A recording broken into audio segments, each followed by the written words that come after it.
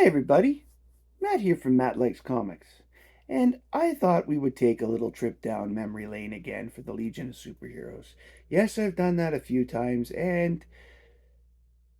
but the Legion videos seem to be some of my more popular ones, so I'm going to probably continue with a few of them over the course of the next few months, and as well as bring in other topics as they come along. I've got hopefully some unboxing videos coming along, and one or two hangout and interview videos coming that I will be happy to share. And of course, as always, lots of comic books, lots of comic book talk, and hopefully a lot of other things going on.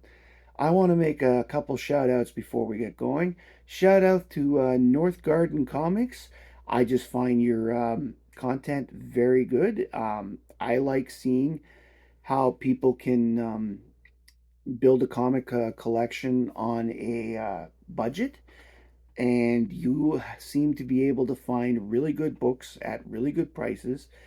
And like me, you seem to be the type that wants to read everything and make sure you have all parts of the story. So I can relate to that, and I urge everybody to check him out. North Garden Comics. There, his name is Chris, and yeah. And the second shout out is to my local comic shop, Miss Legends and Heroes. They're doing a wonderful job picking up the pieces of us in Ottawa losing a couple of comic book shops lately, and they're doubling down to try and get as much possible into the comic area and to ensure that at least here locally that we'll be able to continue having a comic book shop that specializes in just comic books for the near and hopefully distant future. Anyways, thank you, Rob Zedek, who's done a wonderful job. He's been in Ottawa for a good 15, 20 years at least. He certainly has been around longer than I've been recollecting comics because I went to see him not too long after I got back into it. Now, for today's topic, yes, it's a Legion one, but it's a good Legion one. This one comes from the first, well, it's volume two technically, the one that came out as Superboy. But this is from from the Legion of Superheroes. We are going to talk about today a storyline that went about a year long, that started off slow and built up great. This is the story of when Shrinking Violet was kidnapped and replaced in the Legion. As usual, when it comes to this type of storyline that do not dominate most books, but is a small part of a lot of different books, I am only going to talk about the parts of the books that belong to this particular storyline, and I leave it to you to read the rest of the books, because if there's anything, I just want to share the opportunity. I just want people to try different things. I will read any comic book in existence at least once. If it's there, I will read it. I will try it. If I don't like it, I won't read it again. It's that simple, but I will try it. So our story starts, okay, the character Shrinking Violet, whose real name is Salu Digby, and she's from the planet Imsk, IMSK, Imsk. I'm not sure how else to pronounce that. She was held captive by a separatist group of from her planet because Imsk had always had problems with the United Planets of the Legion time in the late 30th, early 31st century, depending on the book you're reading, and because it's always 1,000 years in the future, which is hilarious because anyway, it makes some of these teenagers 40 years old. But let's not harp on that too much, right?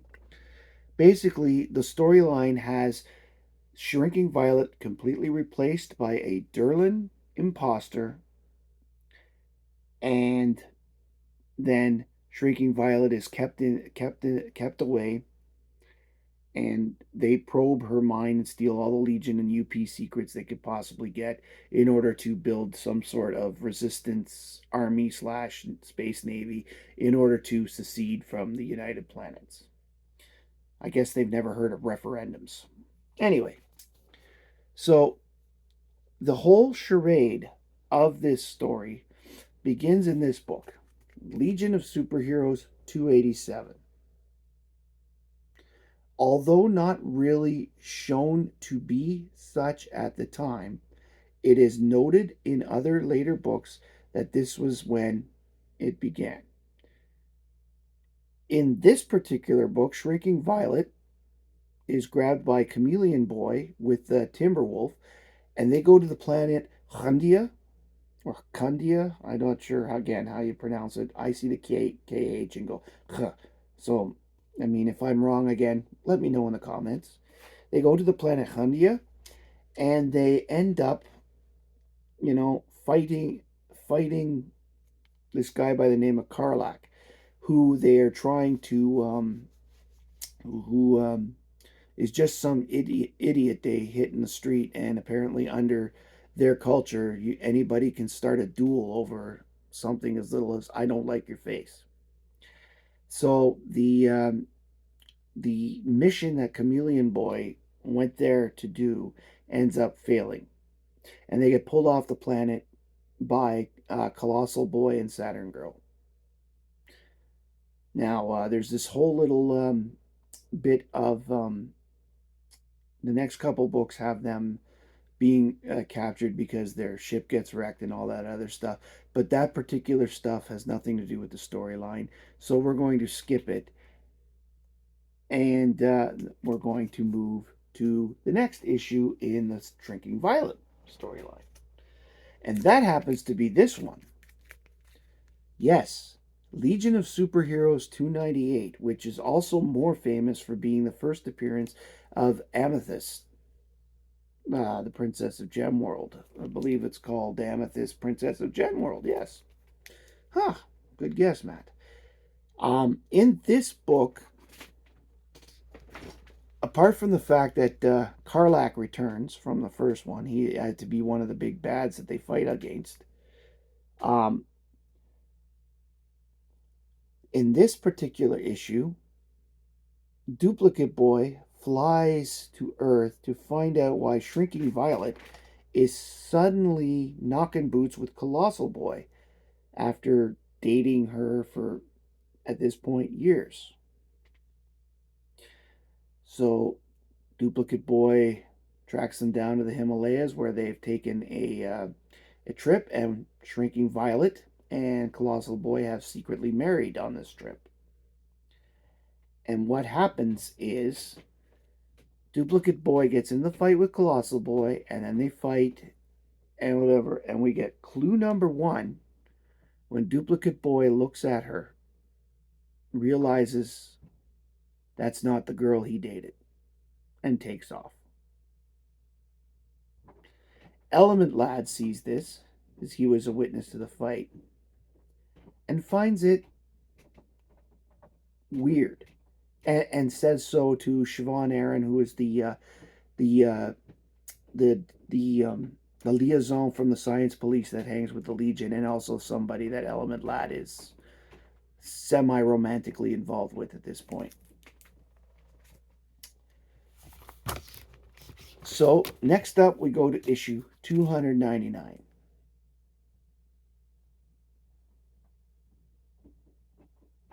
Basically, there's only, in this particular book, with regards to the plot line that we were talking about, Element Lad is wrestling with the idea, but they haven't gone any further at the moment because, again, they're just introducing it. It's like now they've got the interest of somebody involved in the Legion, and at this point, Element Lad, I believe, is the deputy leader of the Legion itself. So he's in a position to actually do something about this. Pardon me. The next book I'm going to show you is, I'm just showing you because it's in this run and it's a cool cover. This is Legion of Superheroes 300. It has absolutely nothing to do with the story, but I think it's a neat cover. And what they did with this was every Legionnaire was done by a different artist team, either solo or two, like a pencil or inker. And in order to win a huge poster of this, you had to submit your choices, who you thought did everything. For example, you've got Kurt Schaffenbauer, who did Superboy, and you have Carmine Infantino, who did Supergirl, and Jim Aparo did Karate Kid. That kind of thing. George Perez did one, and I can't remember off the top of my head who that was, but you get the gist. Okay. So next we have this, what I call, tribute cover to Adventure Comics 300 on Legion of Superheroes 301. This one actually advances the story a little bit because what you have is okay, that Shrinking Violet has decided to go with a new costume. And it's interesting. This is another clue because over the years, Shrinking Violet has shown she doesn't really like the fact that violet is also a color and has avoided using that color over the years. And here she is, right there in the corner next to the UPC code. Here she is in a new purple outfit, similar to the old green one, but it's a purple outfit. Anyway, Element Lad and Siobhan in this one have decided to ask Gigi Costiano or Cusimano, Gigi Cusimano, who is another SP officer and Siobhan's roommate, also a friend of Colossal Boys, um, about any Derlin files that they have at SP. And she brings them over. Meanwhile, Sunboy hits on her, but again, that's another thing completely. Gigi, that is. Next up, we have 302. Element Lan and Siobhan decide, with the information they found in the SP files, to head to Shrieking Violet's home planet of Imsk in order to search for more proof and to see what else they can find. This has an absolutely awesome cover of the main event in the book of Lightning Lad fighting against his brother Lightning Lord, who is looking for his sister Light Lass, who had recently quit the Legion. And Lightning Lad, of course, protective as always, gets into the fight, and it's pretty cool. So, next up, yet another cool cover. This is Legion of Superheroes 303, which ended up being Supergirl's last ever cover appearance while she lived, until Supergirl and the Legion in 2006 or 7. I think it was 2007. And that was a different Legion completely. That was so. Anyway, this nice cover shows the Emerald Empress, who's the big bad of the book, but that has nothing to do with the story that we're going with. In this one, Gigi ends up being brought up to meet with the chief of science police because they found out that she took the Derlin files, which apparently are being watched by the science police because there's been a lot of problems with the Derlins recently. And if those that don't remember or don't know, Derlins are shapeshifters, our shape-shifting race, which Chameleon Boy of the Legion is a member of. And if you don't know who Chameleon Boy is, it's this one right here in the middle, flying over the. He looks like he's got the antenna and such. So here we have that she's brought up there. But clue number 3 happens when Violet shows unusual engineering knowledge while they're fighting. Because if you'll notice, that Violet and Colossal Boy are part of this team on the cover. that are at Weber's World, fighting off the Emerald Empress. And the reason it's a big deal is because Violet has never shown any any dereliction towards technology, anything towards technological knowledge. Blah. Boy, that some of these things can be really tongue twisters, eh? And um, Colossal Boy actually ends up asking her, "When did you learn about this stuff? I've never known you to da da da da da." And she's like, "Oh, didn't you remember this and this?" And he goes, "Oh yeah, because really, Colossal Boy isn't exactly the world's smartest member, the Legion's smartest member, and he's certainly not the. In fact, he's pretty hot-headed. And this guy wanted to be a cop. That's when he knew Gigi. Anyway, next up we have the Legion Annual #2. That was the next in the direct story, but it was also the next in this particular story because Element Lad, the epilogue of the book is Element Lad saying to Siobhan they're returning from Imsk back to the Legion headquarters, and they found the information they're looking for, and they know now that Violet is a substitute. She's been replaced.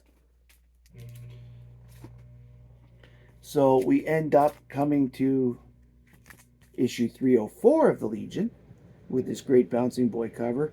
The main story is about the Legion Academy, but what I liked best about this book was the fact that Duo Damsel got to have a bit of a starring role in it. She's one of my favorite Legionnaires, and she's rarely ever used, so it's nice to see. So in this one, Schwan and Element Lad tell Brainiac 5 and Chameleon Boy about Violet being missing. Chameleon Boy takes on the job to play detective and decides to try and find the real Salute. So he then convinces Colossal Boy and Violet to get on a cruiser because they have a special mission to Imsk with Brainiac 5 and Element Lad. That is the big one here. But that all leads to the grand finale. Legion of Superheroes #305. As you can tell by the cover, where a shrinking Violet is on the ground smoking like she's been shot by a gun, and the big feet of Colossal Boy, Chameleon Boy, and Brainiac 5 in the background. We know that the story is going to finish up now. So here we go. This one, it's actually the main story. So we begin with your arrival at Imsk. Element Lad then puts Colossal Boy's hands in Innertron so that they cannot break free even if he got big.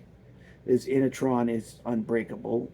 It can barely be broken by a Kryptonian, and even Validus can't break Innertron. And Chameleon Boy sprays Violet with Cancelite, which was created by Supergirl way back when, and it cancels Adurlin's shape-shifting powers. So when they ask Violet to change, she can't, thus showing Colossal Boy that really isn't Violet.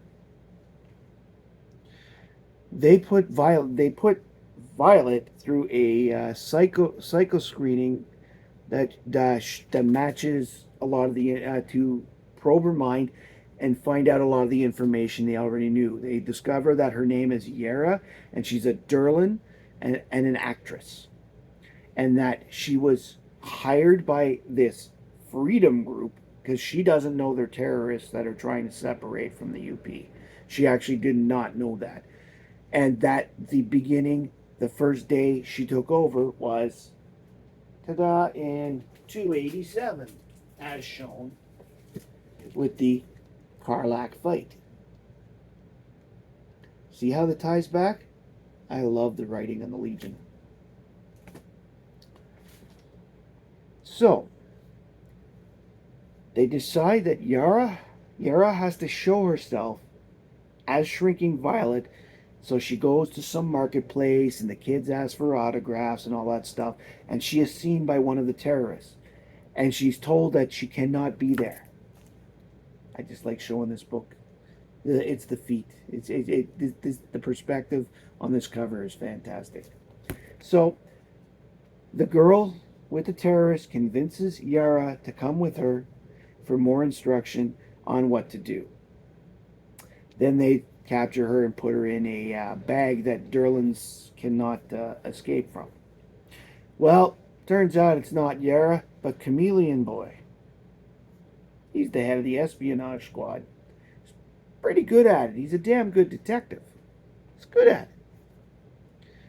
So when they start bragging about how he can't escape the bag, he's like, repeat after me. Not all Derlins are the same. I just love that line. And he manages to create into a shape that breaks out of the bag. Meanwhile, Element Lad, Brainiac 5, and Colossal Boy all join in because they had traced Chameleon Boy with a tracer.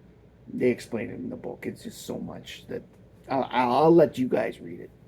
But it's cool. It's really cool, and something that I would never have thought they'd been able to do. But so they go, and sure enough, they defeat them.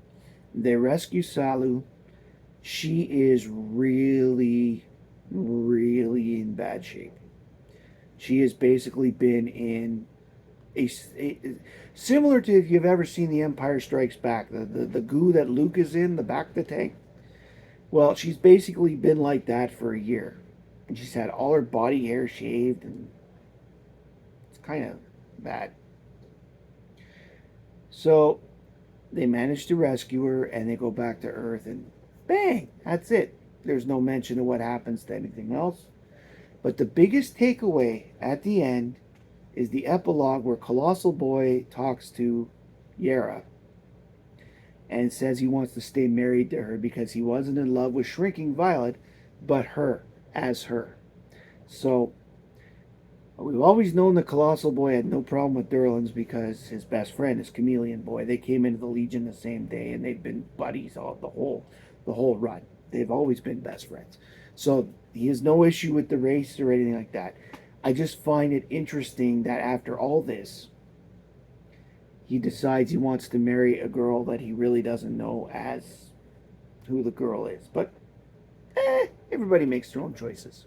Now, this entire run was written by Paul Levitz, and I have mentioned before on other videos how much I love his writing style, both for the JSA when he did All Star Comics / Adventure Comics in the early, in the 70s, and for the Legion in his 2 stints with the team. Actually, he did 3 because he did do the New 52 version.